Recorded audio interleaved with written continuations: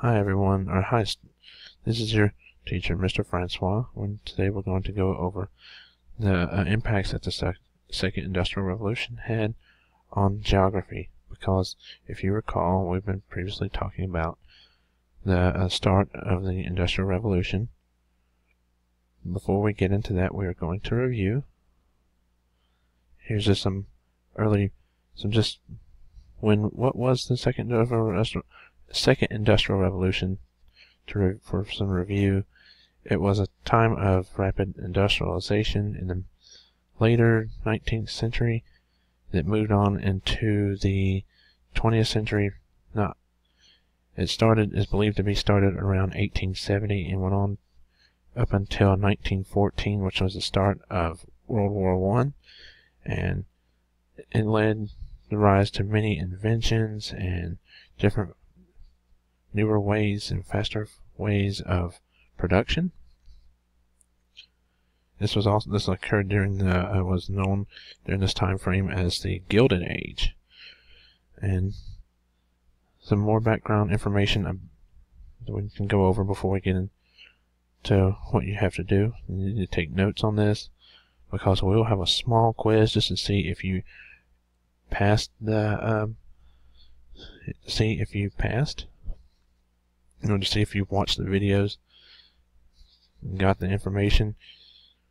You will need the information for tomorrow's assignment, which we'll get to later.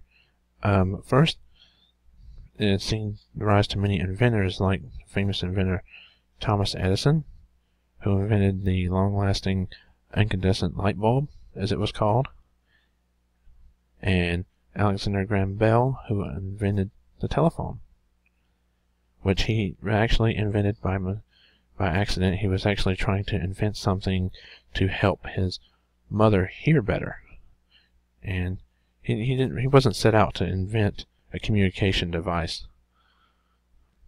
And Thomas Edison also invented the phonograph, which was a sound recorder that recorded music, which became later to be known as records. And also he invented the first movie projector.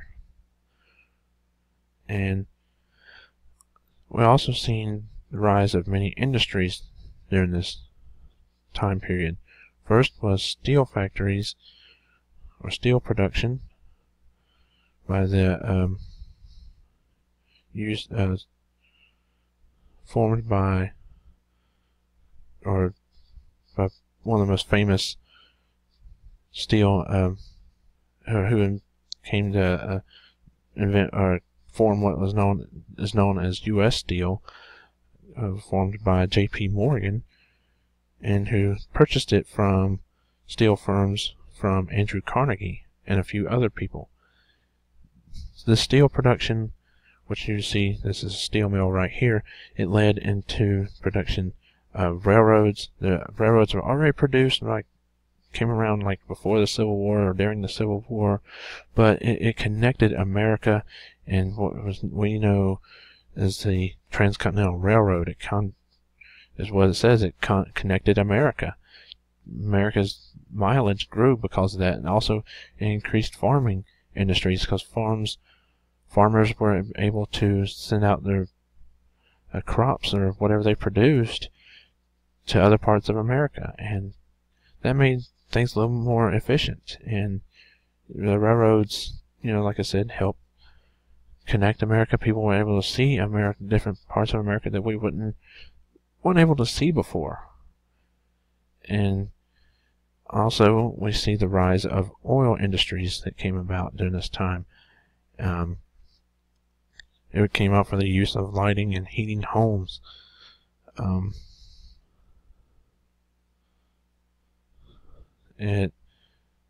Lighting, because not every home was lit during this time by electricity.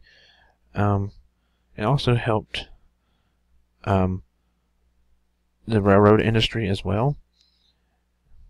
The oils that were needed for the railroad, it led to that. And also like I said, we see the rise of electricity through Thomas Edison, and he helped start General Electric. They helped light homes, and also at this time, this wasn't just in America. This also came about, in other countries. For example, like in Great Britain, they also seen the rise of railroads, and in Germany, they had worked with chemicals. Different chemicals came about, or the study of chemistry. Chemistry where people worked with chemicals. They helped invent things. They invented dyes that we put in our clothes, that bring color to our clothes. And also it brought about different forms of medicine, new forms of medicine, such as Bayer aspirin came from Germany. So this is easy to see. This was not just here in the United States. This was widespread. And also people flocked to the cities because industrialization offered jobs. And cities would start becoming more crowded, and living conditions started becoming a little bit tougher. And these big industries that they were owned by these people. They owned towns that these people lived in. They said, since you work for me, we give you this house. If you work for me, we'll give you this house. We'll give you our money. This became known as mill towns, which we'll talk about later.